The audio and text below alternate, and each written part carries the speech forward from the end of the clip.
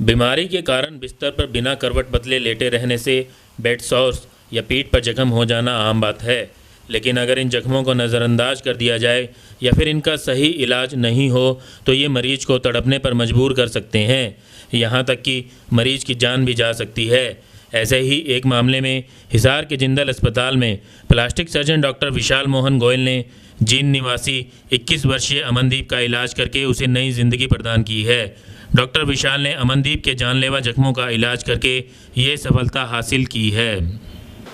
अमनदीप को cervical spine fracture था, जो कि रोड ट्रैफिक एक्सीडेंट के कारण हुआ, जिसके कारण इसके पाँव ने और हाथ में काम करना बंद कर दिया, जिसके कारण इनको बेड सोर की समस्या हुई। बेड सोर की समस्या आमतौर पर उन मरीजों में देखी जाती है जो काफ़ी लंबे समय तक बिस्तर पर रहते हैं, जो कि बार बार अपना पोस्चर चेंज नहीं करते हैं, जिसके कारण काफ़ी देर तक एक साथ बिस्तर पर रहने के कारण चमड़ी गल जाती है तथा उसमें काफ़ी बड़े बड़े घाव हो जाते हैं। अमनदीप को भी वैसी ही एक विकराल समस्या थी, जिसके अंदर उनको 4 बेड सोर हो गए थे, एक कमर के पीछे, 2 थाई के साइड में और एक आगे की तरफ। सर मेरा रोड एक्सीडेंट हुआ था तो उसमें ये सर्वाइकल प्लेटिंग हुई थी हॉस्पिटल में, तो वहाँ पे से हम घर चले गए। बाद में घर पे ये बेड सोर की समस्या पैदा हो गई, तो हम यहाँ पे मतलब और चंडीगढ़ भी इसका इलाज कराया, लेकिन प्रॉपर इलाज नहीं मिल पाया।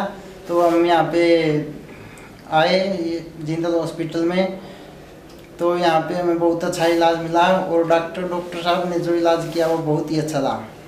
एक दुर्घटना में सर्वाइकल स्पाइन फ्रैक्चर के बाद लकवा होने से अमनदीप की ये हालत हुई। डॉक्टर विशाल मोहन के अनुसार अमनदीप का पहले सही इलाज नहीं हुआ। उन्होंने अमनदीप का इलाज मोटी चमड़ी की रिकंस्ट्रक्शन सर्जरी करके किया है। सामान्य तौर पर अन्य चिकित्सक ऐसे मामलों में पतली चमड़ी की प्लास्टिक सर्जरी करते हैं जो ज़्यादा कामयाब नहीं होती।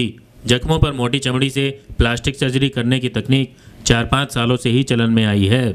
मोटे तौर पे देखा जाए तो यह बेड सोर का इलाज किया ही नहीं गया। इसका इलाज में हमने पूरा रिकंस्ट्रक्शन का ख्याल रखा, जिसके अंदर हमने पतली चमड़ी ना लगाते हुए मोटी चमड़ी के साथ उन घावों को भरा। हमने चारों ही घावों में बगैर पतली चमड़ी लगाकर मोटी खाल से उस घावों को भरा, ताकि भविष्य में अमनदीप को ऐसी परेशानी का सामना ना करना पड़े। इस तरह की स्थिति को तो उत्पन्न होने नहीं देना चाहिए, लेकिन अगर ये हो जाए तो इसका इलाज एक उत्कृष्ट इलाज की इसमें व्यवस्था की जानी चाहिए, जिसके अंदर हम इसमें पतली चमड़ी की जगह मोटी खाल लगाते हैं। यह मोटी खाल लगाने का कॉन्सेप्ट अभी नया ही आया है और ये पिछले 4-5 सालों से ही प्रचलन में है। इसके अंदर हम बहुत छोटी छोटी रक्त धमनियों को निकाल कर उनके ऊपर खाल को उठाकर हम इसको घाव को भरने में सफल सिद्ध होते हैं।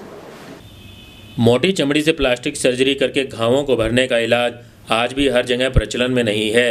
ऐसा इलाज कुछ बड़े शहरों की चुनिंदा जगहों पर ही संभव हो पाता है।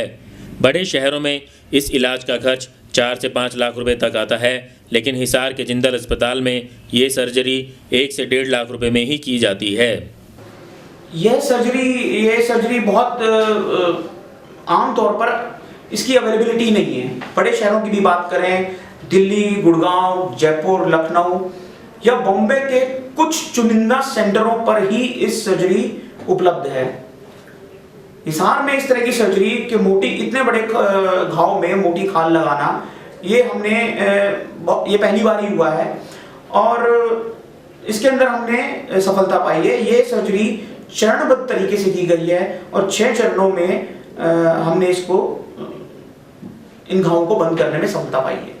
बड़े शहरों में सिंस ये चुनिंदा स्थानों पर ही उपलब्ध है तो इनमें खर्चा करीब कोई 4 से 5 लाख रुपए के लगभग आ जाता है, लेकिन हिसार में जिंदल अस्पताल में ये टोटल खर्चा करीब 1-1.25 लाख रुपए में हमने इसमें 6 ऑपरेशन किए गए हैं और 1 से 1.25 लाख रुपए ही टोटल खर्चा आया है इसके अंदर। इस इलाज ने अमनदीप की जान तो बचा ली है, लेकिन अब उसके परिजनों को भविष्य में ऐसी स्थिति से बचने के लिए उसका काफ़ी ध्यान रखना पड़ेगा।